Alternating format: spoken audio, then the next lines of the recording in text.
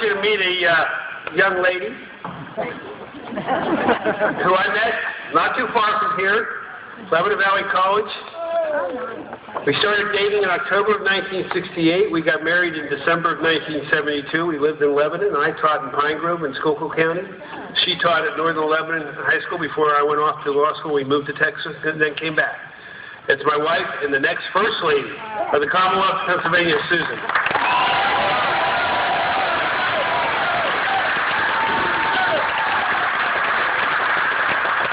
Governors, Paul, thank you very much for being here today. This is where we start changing America, and it's with the governors. And I think you'll agree with me on that, won't you?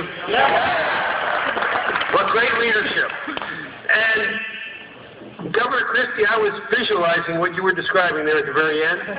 That's a great visualization. It's almost like a military operation, isn't it? We take one side, and then now we take the other side, and we do exactly what we're supposed to do. Bring smaller government to Pennsylvania. Bring smaller government to this country. Reduce the spending that we've been going through here in this Commonwealth in the last 8 years. Are you ready to cut that budget, that 40% increase? Are you ready to cut the size of state government, the cost of state government? And I hope you'll join with me in reforming Harrisburg. Will you do that? I look around and I see the size of the people who are running with me, running for the House, running for the Senate, and running for Congress, and running for the United States Senate with Pat Toomey. Are you ready to put them in office to make the change that we need? Well, thank you. You know, when I became Attorney General, I joined a group called the National Association of Attorneys General. And Governor Christie could tell you the U.S. attorneys, we kind of we would tease the National Association of Attorneys General, wouldn't we? We called it the National Association of Aspiring Governors. I don't think that's so funny anymore. But I can tell you I was not aspiring to become governor when I became Attorney General. But what I saw in Harrisburg over the course of those 4 or 5 years, where we've increased our spending by 40%, we've increased that budget by 40%, we've increased the debt by 40%.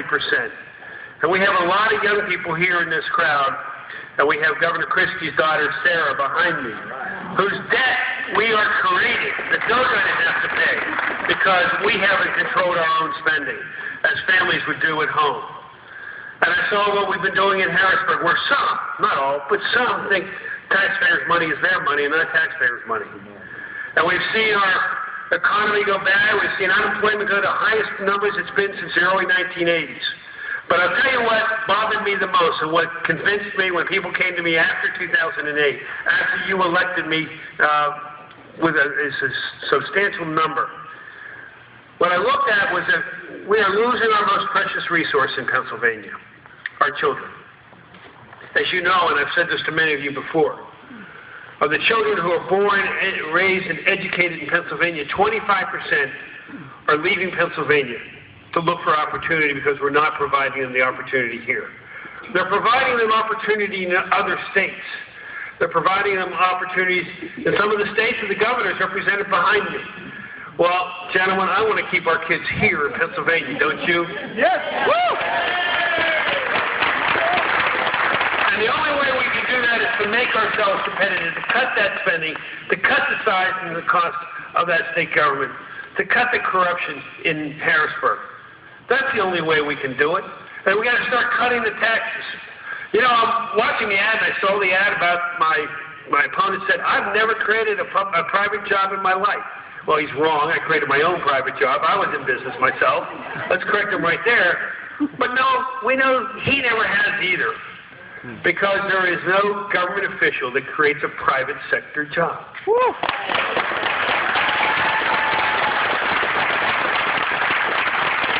And I always remind him, if he wants to take claim for what the private sector did in creating, he now says 10,000 jobs in Allegheny County during his tenure, he then has to take responsibility for the 21,000 jobs of the people who were unemployed during the same period of time. Do you agree with me on that? Yep.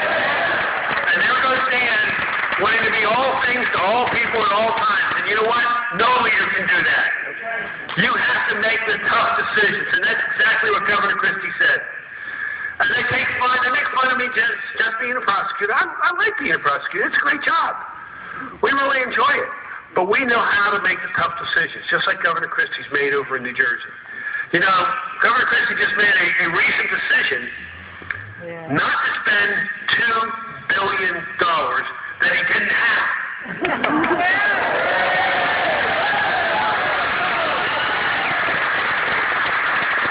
He said in the special interest of there was going to be a tunnel. It would be nice to have a tunnel there. It would be nice if you had the money to do it. But no, they wanted to spend $2 billion he didn't have, and he said no. That's the right thing to do. And you know, my opponent actually had the same opportunity to say no in Pittsburgh. We have a little body of water there called the Allegheny River. And we built a baseball and football stadium on the other side from downtown.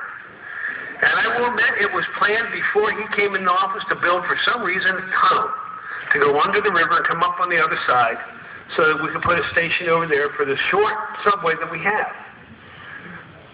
You know, when he came into office, not 1 ounce of dirt had been moved. Not one. Could he have said, we need to pull the plug on this? I don't care that money has been spent. We're not going to spend hundreds of millions of dollars more. And the answer was, well, it was federal money. Wait a second. That's not federal money. It's not state money. It's your money. It's taxpayers' money. And the answer was, well, it could go somewhere else. Well, so be it, because it shouldn't have been spent on a project that cost $250,000 a yard. A yard. What kind of message does that send when he doesn't have the courage to stop something that should have been stopped? It sends a message that he is a county executive. He is continuing to do exactly what he's been doing, looking for ways